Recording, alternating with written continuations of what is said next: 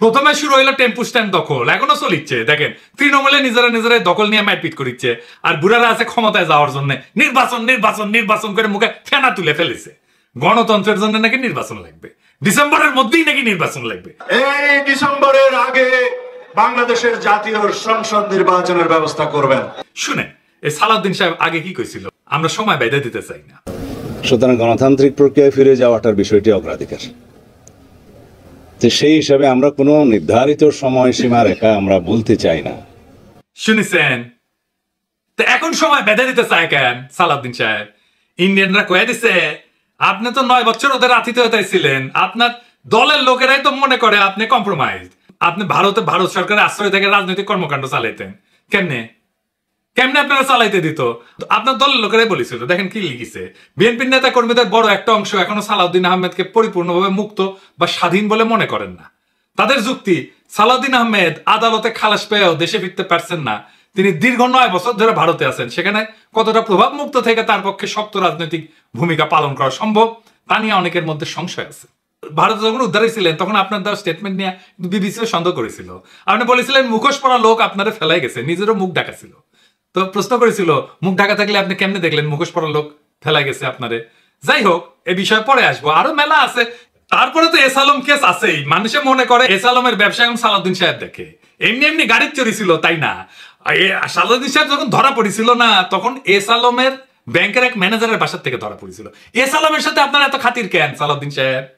আবার সালাউদ্দিন সাহেব কইছে বারবার মনে করাই দিবে প্রফেসর ইউনূসের সরকার অনির্বাচিত অনির্বাচিত। কিন্তু একটি নির্বাচিত সরকারের বিকল্প তো আপনারা হতে পারেন না, আপনারা অবশ্যই অনির্বাচিত। সেটা প্রতিদিনই আপনাকে স্মরণ করিয়ে দেওয়া হবে।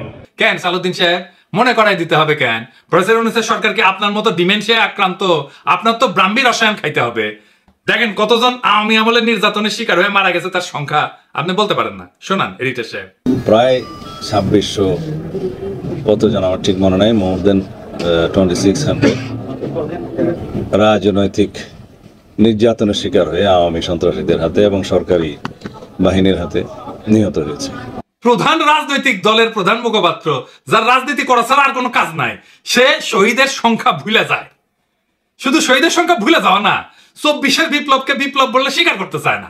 শুনেন, এই সালাউদ্দিন সাহেব এর আগে কতবার এই আগস্ট বিপ্লবকে বিপ্লব বিপ্লব বলিছে। দেখেন কক্সবাজার আরো 2 সন্তান এই জুলাই আগস্ট বিপ্লবে শহীদ হয়েছে, দেখেছেন? আরো দেখেন, জনগণ তাদের গণতান্ত্রিক অধিকার ফিরে পাওয়ার জন্য এই গণবিপ্লব সংগঠিত করেছে। দেখেছেন? আরো আছে দেখেন। পৃথিবীতে একটা নজিরবিহীন ছাত্র জনতার বিপ্লব হয়েছে, সেই বিপ্লবকে পৃথিবীর সামনে দেখিয়ে দিতে হবে এই রক্তাক্ত বিপ্লবের মধ্য দিয়ে। দেখেছেন, বিপ্লব বিপ্লব বলতে বলতে কাইট হয়ে পড়ে যায়। এইবার বলেন যে কয় মাসের মধ্যে শেষ চোখ উল্টায় দিচ্ছে। দেখেন কি করছে। এদেশে গণতান্ত্রিক গণঅভ্যুত্থান, ছাত্র গণঅভ্যুত্থান সৃষ্টি হয়েছে। কেউ যদি এটাকে বিপ্লব বলতে চায় তাহলে আমি দুঃখ প্রকাশ করব, এটা কোনো সামাজিক বিপ্লব নয়। তো সালাউদ্দিন সাহেব আপনার ওটা মুখ না গোয়া? হাসিনার সাথে তফাৎ কি? হাসিনা চোখে মুখে মিছা কথা কইতো, আর সালাউদ্দিন সাহেব নিজে যা বলছে সেইটা 1 বছর না যেতে যেতেই ঘুরে ফেলছে। ক্ষমতায় গেলে কোনো প্রতিশ্রুতি রাখবে এরা? রাখবে না। তার স্যাম্পল তো এখানেই। আর সে কি রাজনীতি সংবিধান এসব বুঝে? এই সমস্ত কথাবার্তা যে কয়, আসেন এটা একটু দেখি। সে বলছে নির্বাচিত সংসদ সংবিধান সংশোধন করবে। শুনেন, সংবিধান সংশোধন করবে কে? একটি সংসদ, জাতীয় সংসদ, গণতান্ত্রিকভাবে নির্বাচিত একটি রাজনৈতিক সরকার, একটি জাতীয় সংসদ সংবিধান সংশোধন করার এখতিয়ার রাখে। ওই সংবিধানও বুঝে না। বাংলাদেশের জনগণ সংবিধান রচনা করবে। অবাক ব্যাপার কি জানেন? বাংলাদেশের মানুষ এই 55 বছরে একবারও নিজের সংবিধান নিজে রচনা করতে পারেনি, একবারও না। বিষয়টা বুঝায় বলি। ধরেন আপনি পরীক্ষা দিবেন, আপনার প্রশ্ন করবে কে? আপনার টিচার তো, তাই না? আপনি তো আপনার প্রশ্ন, পরীক্ষার প্রশ্ন তৈরি করতে পারেন না। সংবিধান রচনা বা সংশোধন সেই রকম। আপনি যখন সংসদে বসেন তখন আপনি সংবিধানের আলোকে তার নির্দেশনায় আইন তৈরি করেন। আইন তৈরি করাই সংসদের কাজ। এলাকার উন্নয়ন সংসদের কাজ না।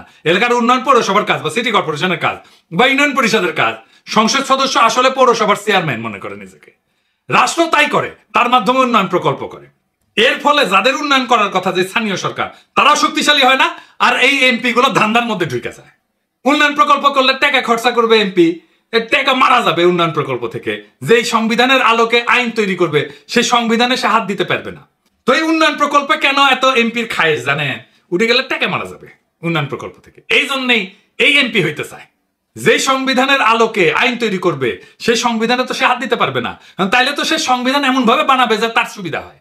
তাই সংবিধান রচনা করে গণপরিষদ। গণপরিষদের কাজ শুধু সংবিধান রচনা করা। সেই সংবিধানের আলোকে সংসদ নির্বাচন হবে, তখন গণপরিষদ ভেঙে যাবে। বিএনপি বলে আমরা নাকি নির্বাচন চাই না, মিছা কথা। আমরা নির্বাচন চাই, যত দ্রুত নির্বাচন সম্ভব সেটাই চাই, কিন্তু সেই নির্বাচন গণপরিষদের নির্বাচন, যা একটা নতুন সংবিধান রচনা করবে।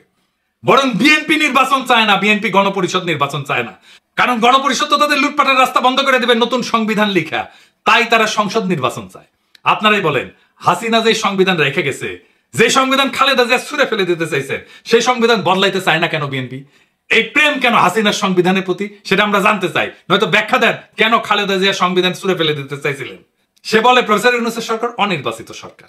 আসেন এটা একটু বুঝে দেখি, আগে এটা শুনে। কিন্তু একটি নির্বাচিত সরকারের বিকল্প তো আপনারা হতে পারেন না, আপনারা অবশ্যই অনির্বাচিত। সেটা প্রতিদিনই আপনাকে স্মরণ করিয়ে দেওয়া হবে। সালাউদ্দিন সাহেব 1975 7 নভেম্বর থেকে 1978 সাল 23 জুন পর্যন্ত জিয়াউর রহমানকে নির্বাচিত সরকার ছিল। দুনিয়ার কোথাও আছে অন্তর্বর্তীকালীন সরকার নির্বাচিত হয়? আন্দাবরি কথা বলেন কেন? নির্বাচিত অনির্বাচিত প্রশ্ন আসতেছে কেন? ওই যে ইন্ডিয়া বলে দিছে না আনইলেক্টেড সরকার, এটাই শিখাই দিছে ইন্ডিয়া বিএনপি। তাই জপিচ্ছে ওই যে দিল্লি রয়টার্সে লেখা হইলো না আনইলেক্টেড সরকার। এই যে দেখেছেন, an unelected interim government led by Nobel Peace Prize laureate Mohammad Yunus. ওই যে কইছে না ইংরেজিত কিবেন কইছে, ইংরেজিত যেহেতু কইছে ঠিকই কইছে। তারপর থেকে বিএনপি জপিচ্ছে আনইলেক্টেড অনির্বাচিত। আরে অন্তর্বর্তীকালীন সরকার তো অনির্বাচিত হয় রে বেকু। প্রশ্ন হচ্ছে সরকার বৈধ কিনা। জি এটা বৈধ সরকার। আপিল বিভাগের মতামত নিয়ে সরকার গঠন করেছে সুপ্পু। তো করে প্রিয় সুপ্পু, বিএনপি প্রিয় সুপ্পু নাকি এখন সুপ্পু তিতা হয়ে গেছে? আইনের কোনো ফাঁক নাই কলে। আর এই সরকারের সকল কাজের বৈধতা দিবে সেটা সালাউদ্দিন সাহেবের দলই হোক বা অন্য কোনো দলই হোক, যে আসুক ক্ষমতা। সালাউদ্দিন সাহেবের দলের আসার সম্ভাবনা কম, অন্য দলই হয়তো আসবে। পরবর্তী সরকার ক্ষমতা আসলে যার প্রথম কাজ হবে প্রফেসর ইউনূসের সরকারের সকল কাজকে বৈধতা দিয়ে আইন তৈরি করা। এটা তাকে করতেই হবে, না হলে তার সরকার অবৈধ হবে। বিএনপির সাথে আমাদের সমস্যা নির্বাচন নিয়ে না, বিএনপির সাথে আমাদের তফাৎ হাসিনার ব্যবস্থা টিকায় রাখে আগে সংসদ নির্বাচন, নাকি হাসিনার ব্যবস্থা কবর দেওয়ার জন্য আগে গণপরিষদ নির্বাচন। তফাৎ খুব পরিষ্কার। বিএনপি চায় হাসিনার ব্যবস্থায় থাকুক, আগের মতোই সংবিধান থাকুক। আর আমরা চাই হাসিনার ব্যবস্থা বদল করার জন্য গণপরিষদের নির্বাচন হোক আগে, নতুন সংবিধান তৈরি করি, নতুন সংবিধানের অধীনে সংসদ নির্বাচন। এত নির্বাচন করতেছেন, দলের মধ্যে নির্বাচন করে কমিটি তৈরি করতে পারেন না কেন? আগে ওইটা করেন। নিজের দলের নির্বাচনের কালচার নাই, আর দেশের মানুষের শিখাইতেছে গণতন্ত্র আর নির্বাচন। খারান হাইসানি আমি না ওটা